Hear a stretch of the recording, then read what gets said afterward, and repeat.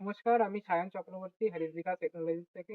আজকে আমাদের সাথে আছে ডক্টর তপন কুমার পাল, আমাদের এগ্রিকালচার অ্যাডভাইজার। আজকে স্যারের সাথে কিছু farming related and agriculture related কথা।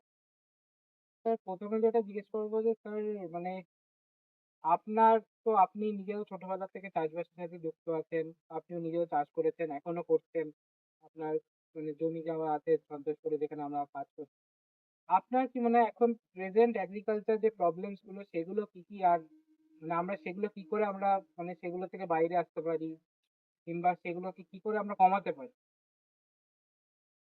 এখন যেটা প্রবলেম হয়েছে যেটা কৃষকরা যে সময়ে যে সমস্ত সবজি চাষ করছে সেখানে যদি ওয়েদার ওয়েদার হোক বা এক্সট্রিম হিট বা এক্সেস ওয়াটার এই যে একটা আনসার্টেনটি ওয়েদারে সেটার উপর খুব ব্যাপকভাবে আহ, প্রভাব পড়ছে আর কি কৃষকদের যে জমি থেকে উৎপন্ন ফসল।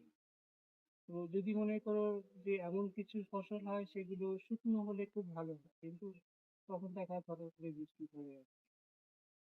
তার ফলে ওয়াটার লগ তো একটা সমস্যা তো আছেই, তার সঙ্গে এক্সেসিভ যে আমাদের কাল্টিভেশনের জন্য আমাদের যে জমির যে ব্যালেন্স গুলো সেগুলো নষ্ট হয়ে যাওয়ার ফলে কি হচ্ছে, তাড়াতাড়ি রোগ বা ছত্রাক ঘটিত রোগে গাছ অনেক মারা যায়। তো এই একটা বিশাল প্রবলেম এখন ফেস করছে।